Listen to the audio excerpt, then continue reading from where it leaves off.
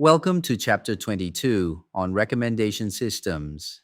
In this chapter, we explore the machine learning engines that decide which items to suggest to each of us, and the two great families of methods behind them. Open a streaming app tonight, and the home screen has already been arranged for you. A recommendation system is the engine behind that. A machine learning system whose whole job is to suggest items to users. We will build the subject from its two foundational families. By the end of this chapter, you should be able to explain what a recommendation system is and where it is used, distinguish content-based from collaborative filtering, and describe user-item interaction data and the user-item matrix, including the user-based and item-based variants. You should also be able to describe matrix factorization and latent factors, explain embeddings and the two-stage retrieval and ranking architecture, tell explicit from implicit feedback, and evaluate recommenders with ranking metrics such as precision at K and recall at K. This figure shows a user item ratings matrix. The known ratings, in blue, are sparse, and the recommender's job is to predict the missing entries in red so it can surface items a user is likely to enjoy. So, what is a recommendation system? It suggests items to users from data. Underneath all the variety, every recommender is answering one question: which items are most likely to be useful, interesting, or valuable to this user right now? The reason it matters comes down to abundance. There are two ways to frame the task. The first is prediction. Estimate how much a user will like an item, say predicting a film rating of 4.5 out of 5. The second is ranking. Order all the candidates and show the user the best few at the top. Most recommenders run on user item interaction data, a record of how each user has engaged with each item. That interaction data takes many forms: star ratings and reviews, purchases and add to cart events, video views and watch time, song plays and skips, clicks, likes and shares, and even search queries. We can lay this data out as a user item matrix, one row per user, one column per item, and each cell holding the interaction, whether that is a rating, a play count, or a one for bought. Here is a small user item matrix. One thing to keep in mind: a 0 usually means no interaction yet, not actively disliked. The defining feature of this matrix in any real system is that it is overwhelmingly empty. The signals in that matrix come in two kinds, and knowing which you have changes how you model. Most real systems lean heavily on implicit feedback, precisely because there is so much more of it. Content-based filtering recommends items similar to ones the user already liked, judging similarity from the features of the items themselves. Those features describe the items directly. A movie has a genre, cast, director, and synopsis. A product has a category, brand, price, and description. A news article has a topic, keywords, and body text. And a song has an artist, genre, tempo, and mood. The idea is simple. If you keep watching action films, the system queues up more action films. Content-based filtering has clear weaknesses. It depends on high-quality item features, can recommend near duplicates of past items, rarely surprises you with new interests, and cannot capture collective social patterns of taste. A viewer who only watches science fiction is just fed more of it. Collaborative filtering takes a different route. It recommends items from patterns across many users' behavior, not item features. The idea is that people who behaved alike in the past will tend to like similar things in future, and it needs no descriptions of the items at all. User-based collaborative filtering finds users similar to you and recommends what they liked. It finds users whose histories resemble yours, gathers the items those neighbors enjoyed, and suggests the ones you have not seen. If two readers love the same books, each is a good guide for the other. Item-based collaborative filtering flips the perspective. Instead of similar users, it finds similar items, where two items count as similar if the same people interact with both. It computes item-to-item similarity. Then for each item you liked, recommends the closest unseen ones.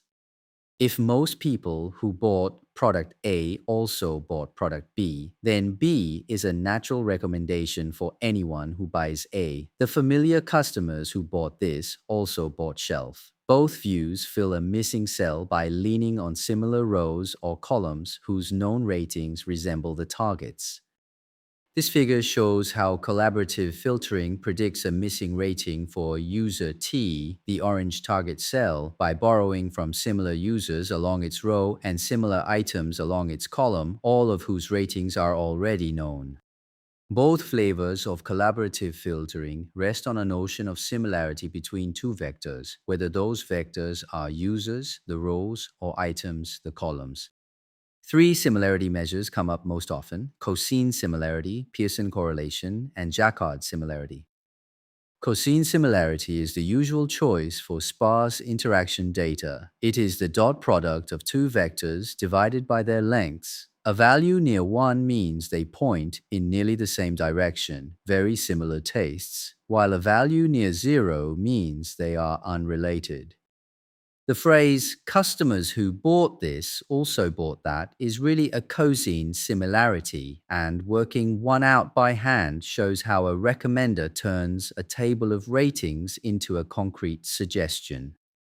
Here is a small ratings matrix. Item-based collaborative filtering treats each column as a vector over the 4 users. To recommend for someone who just liked item A, we ask which other item is most similar to A. Each item is its column of ratings. A is 5410, B is 4501, C is 0045, and D is 1254. Cosine similarity is the dot product of the two item vectors divided by their two lengths. Here we work out the score between item A and item B.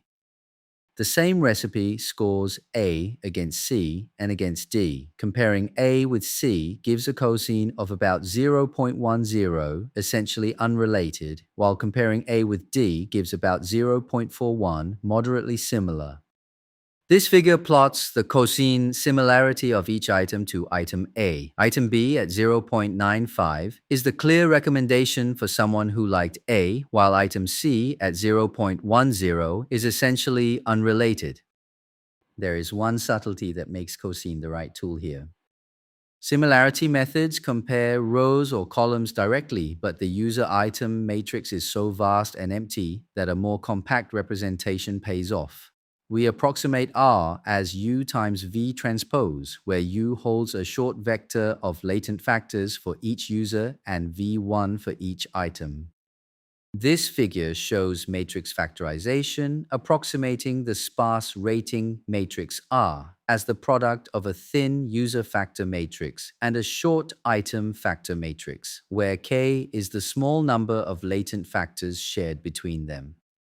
Embeddings are the modern, more general version of the latent factor idea, dense vectors that place users and items in a shared space. They are powerful because deep networks can learn them from far more than the raw matrix, folding in item features, context, and sequences of past actions. Embeddings show up across the recommendation stack, in candidate retrieval that finds a shortlist fast, in ranking models, in more like this similar item suggestions, in personalized search, and in deep learning recommenders. The same embedding idea powers the language and vision models of earlier chapters. Here, the words are simply users and items. A platform with millions of items cannot run an expensive model over the whole catalog every time someone opens the app. So the first stage, candidate generation, uses a fast method, often embedding nearest neighbor search, to narrow millions of items down to a few hundred plausible ones. In practice, no single method wins on its own, so real systems combine several into a hybrid.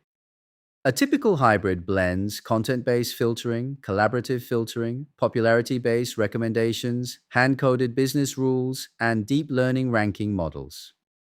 Hybrids tend to beat any single approach because their ingredients cover each other's blind spots. The cold start problem is the recurring headache of recommendation. What do you show when you have almost no data? You can ask new users about their tastes, use demographic or contextual hints, fall back on item content features, or simply recommend broadly popular items. You can also deliberately explore showing some uncertain items just to gather signal. Notice how the methods complement each other. Collaborative filtering is helpless on a brand new item, but content-based filtering can recommend it from its features alone. Recommenders do not just reflect behavior, they shape it, and that creates pitfalls worth designing against. Diversity, novelty, fairness, and exploration are not afterthoughts, but core design goals.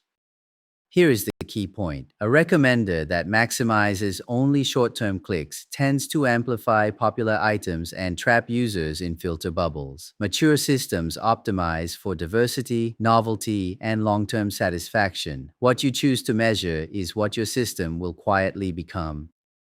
How you measure a recommender should match how it is used. For rating prediction, the metrics are the regression errors from Chapter 4, mean absolute and root mean squared error. For ranking, which usually matters more, they focus on the top of the list, like precision at K and recall at K.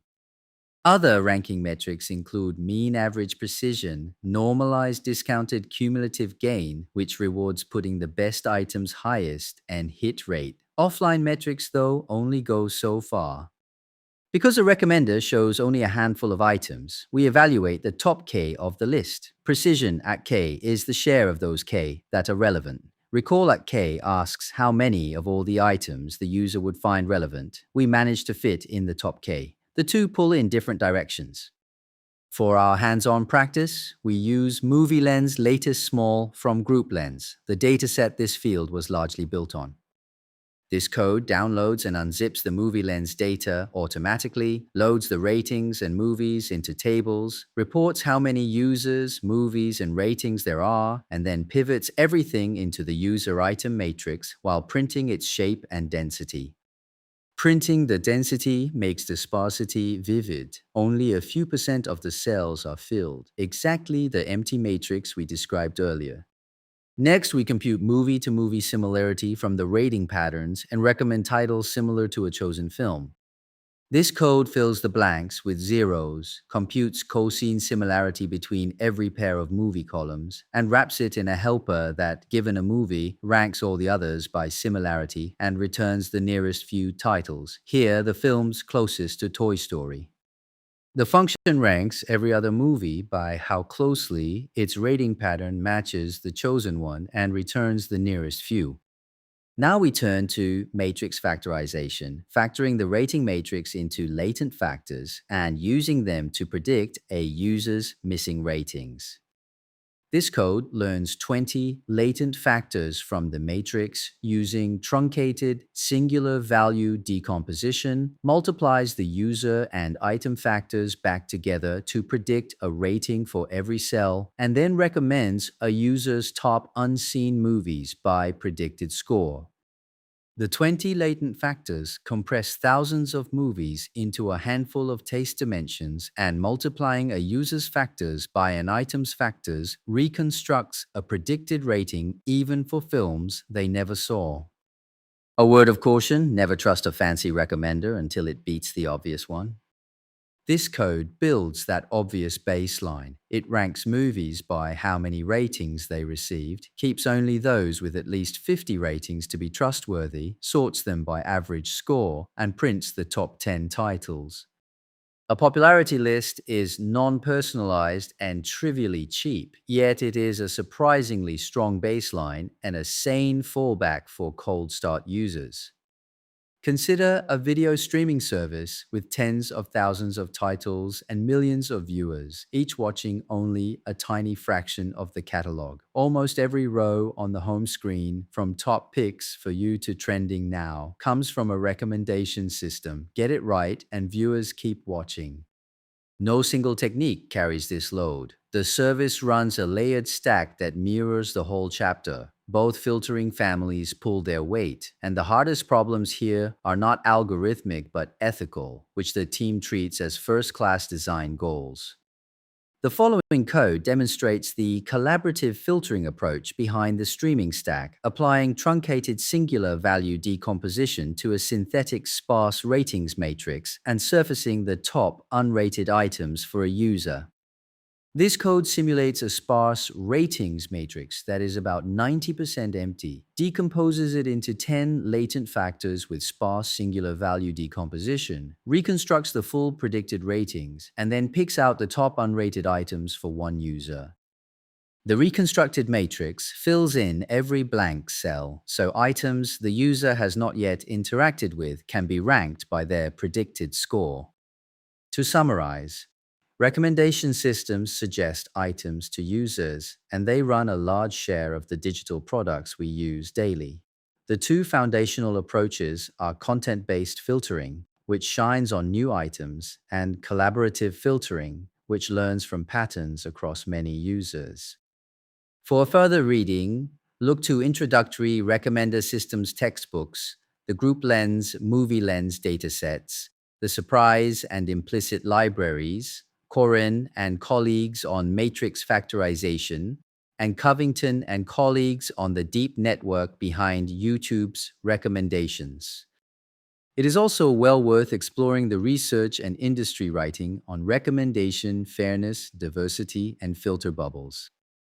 That brings us to the end of Chapter 22, where we saw how recommendation systems learn from interaction data to suggest the items each of us is most likely to value.